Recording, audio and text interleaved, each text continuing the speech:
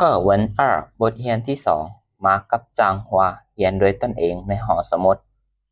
马克张华我做完作业了咱们休息吧จางฮวาพอเฮ็ดเวียกบ้านแล้วพวกเราพักผ่อนเนาะจางฮวา等你再检查看看ตัวจวดด้วย了没有ถ้าเบิ่งก่อนเจ้ากดเบิ่งอีกลองเบิ่งทั้งหมดเฮ็ดถูกแล้วบ่马克没关系明天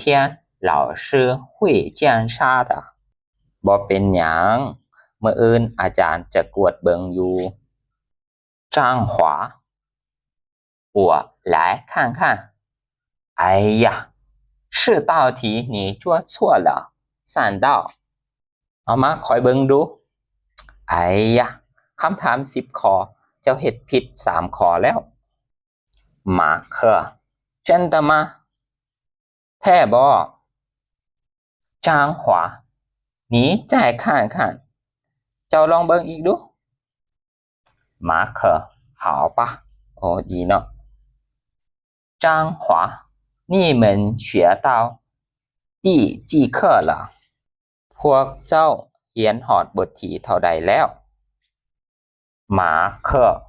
我们学到第21课了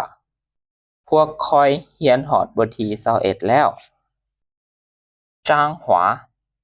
第22课的生词你预期好了没有คำศัพท์บทที่22เจ้าอ่านล่วงหน้าแล้วหรือบ่แล้วบ่马克预期了但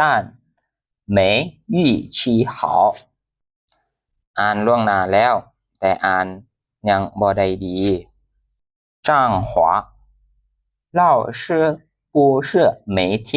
都要听写生词吗ทุกมื้อบ่แม่นอาจารย์จะเขียนถ้วยคำศัพท์ใหม่บ่马克是啊แม่นอยู่张华你应该预期好以后再休息เจ้าควรจะอ่านล่วงหน้าให้ดีหลังจากนั้นพักผ่อน